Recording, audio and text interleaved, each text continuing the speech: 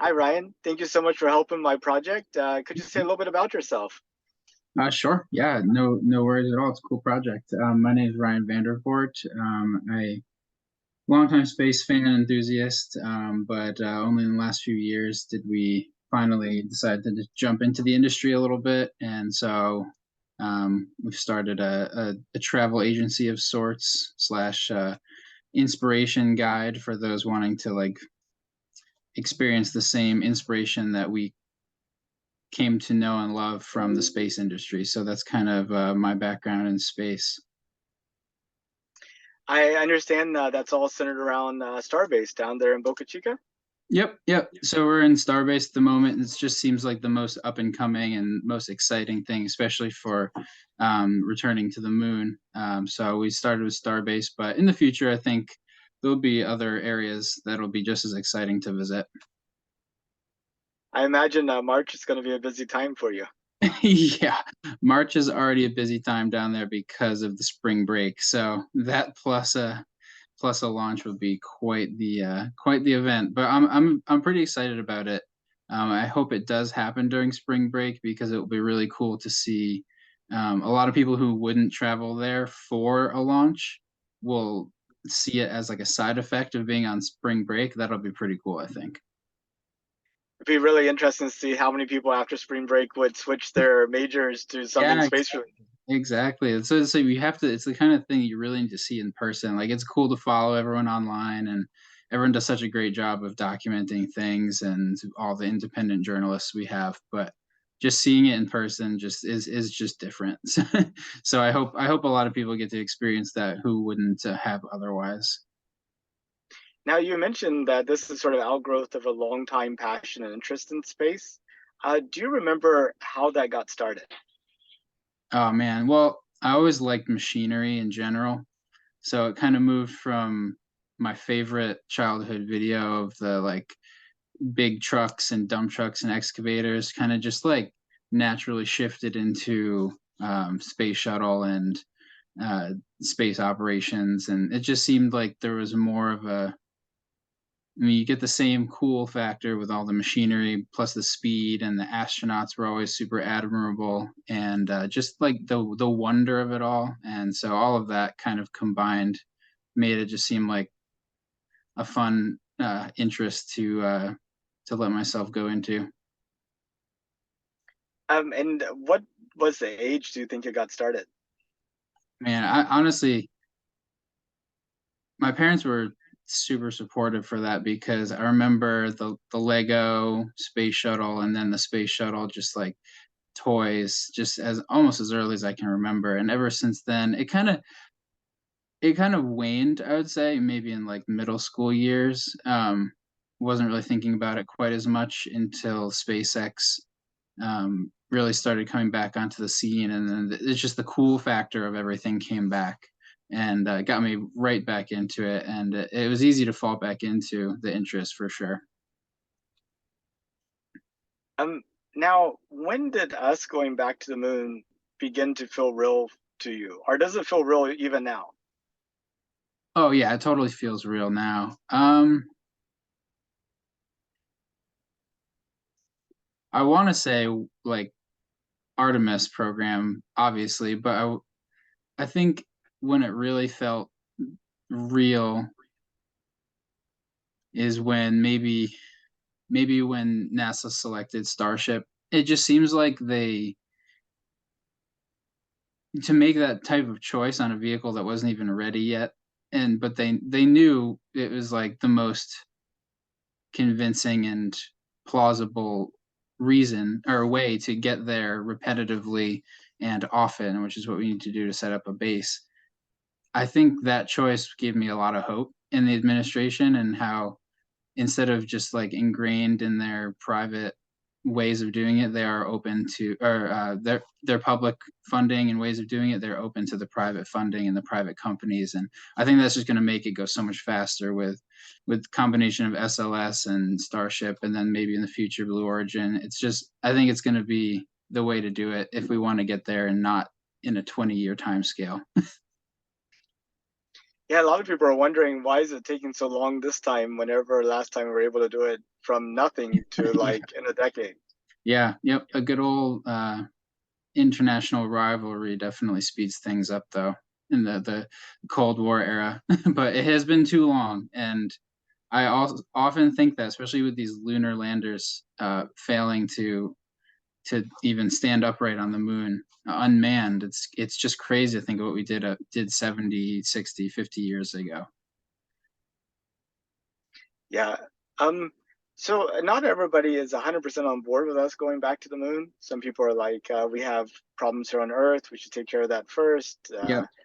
Poverty, et cetera, et cetera. Um, how do you sort of approach that topic?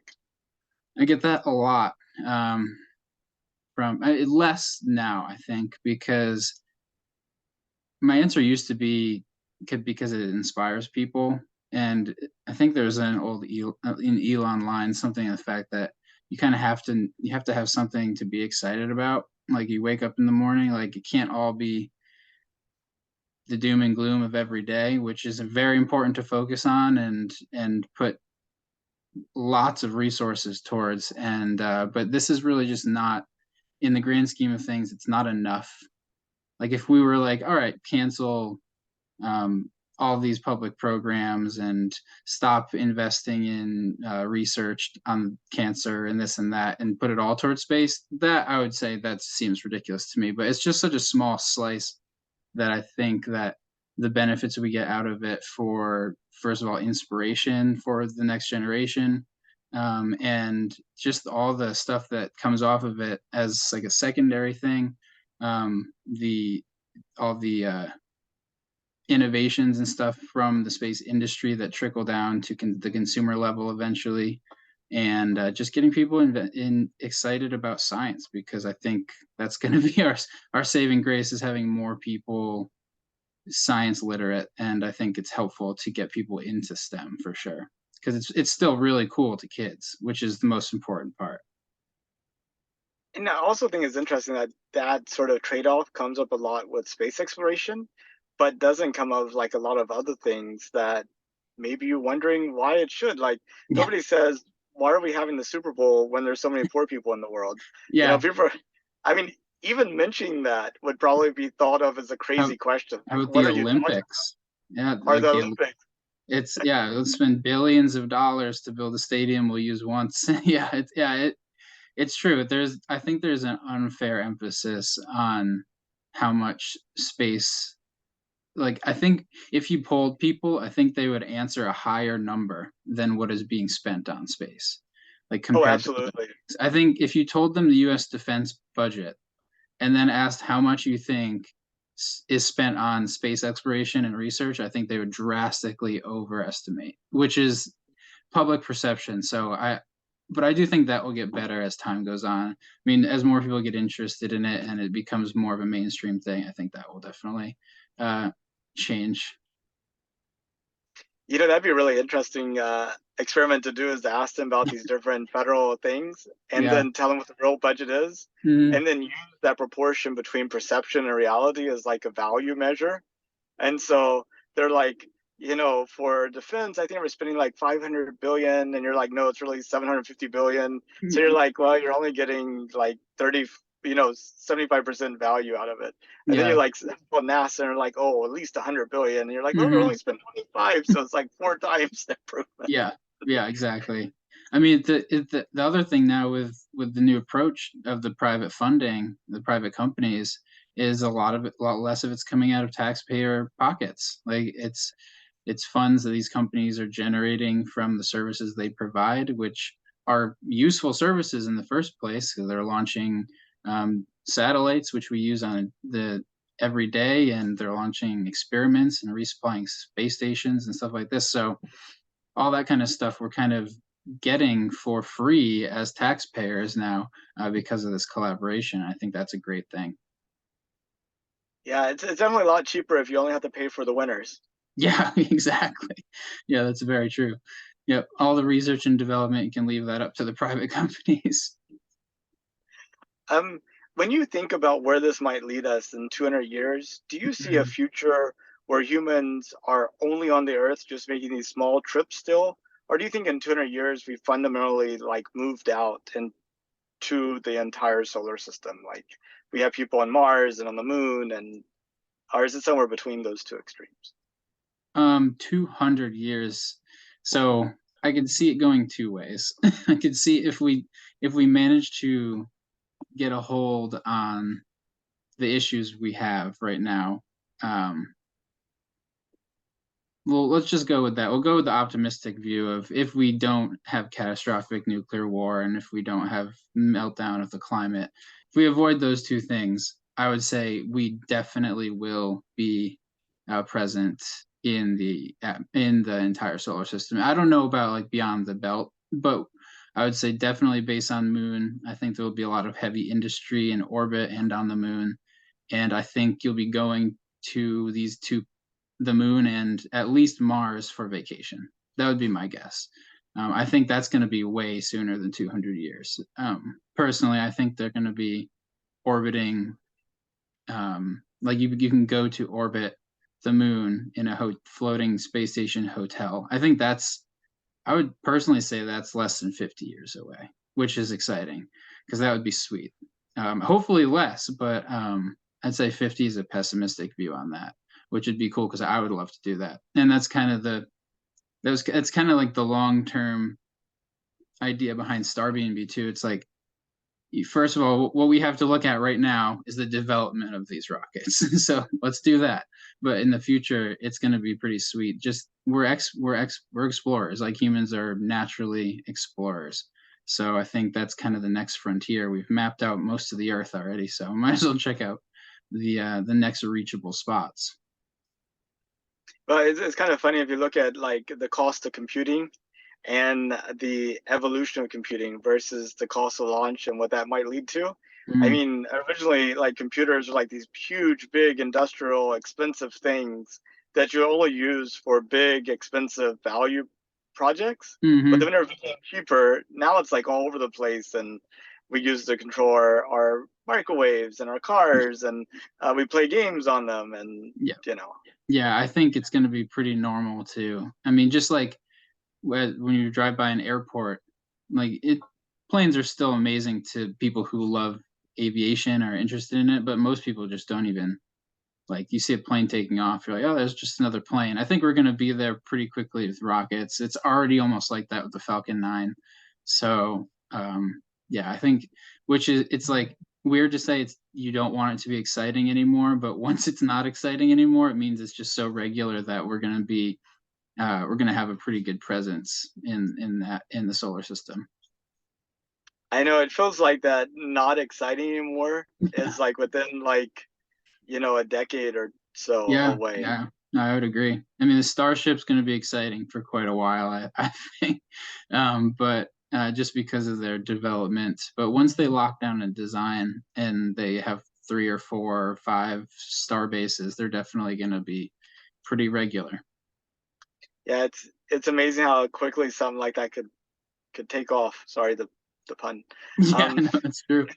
It's true. It's hard to picture that as like space nerds ourselves. Like we're just so steeped in it and like we'll always be excited about it.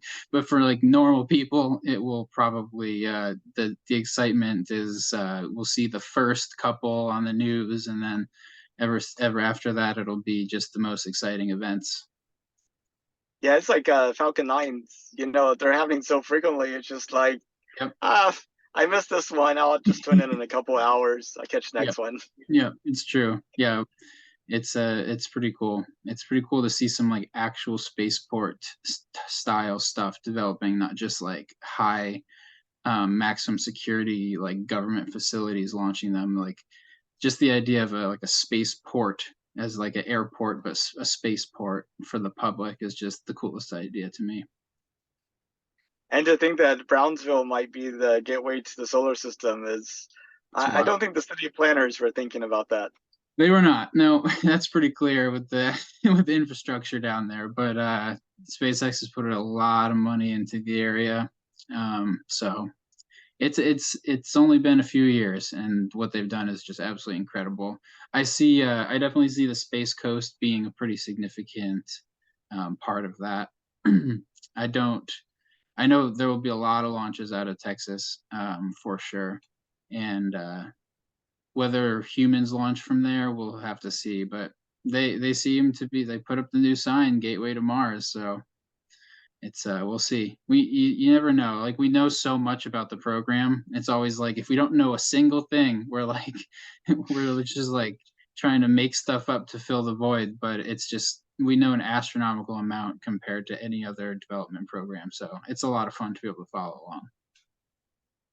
And now you mentioned you would take a trip to space. Do you think you'll get a chance to in your lifetime? Yeah, I would definitely hope so. I think I think for sure that we will within like 10 or 15 years have availability to do such a thing. And I definitely would do that. I'm certainly not hopping on the first one, but you know, I think once the price comes down to a reasonable amount where it's like you can fly to China or you can pop off to the moon orbit, I'd say that's a no-brainer. Yeah. How far would you consider going? I mean, definitely the moon. I would love to jump down to the surface of the moon. Mars is a lot. Mars is pretty significant, and it's also. I mean, we'll see. I'm not climbing Mount Everest right now, so I think like the people who are doing that kind of stuff will be obviously the first, the pioneers and all that. But I personally don't see Mars in my lifetime, but I know the people will be. But I definitely would be excited to go to the moon and just be in orbit because I just think one of the coolest parts. I mean, the moon is just kind of a dust ball. It's cool, but really looking back at Earth is going to be the most impactful part of that whole trip. I think so. Mars, you're so far that you just see a little blue dot, which is cool, but it's much nicer view from the moon. Absolutely. Well, Ryan, that's pretty much all the questions I had for you. Is there anything that you think would be good to add to this that people looking at it 200 years in the future from their dwellings on Mars should know? Well, if that actually ends up being the reality, then I'll just say I'm glad I chose the optimistic outlook, and glad that it worked out. But I think those are great questions, and it was nice talking to you, Nate. Thank you so much, Ryan. You have a good rest of your day. Thanks, you too.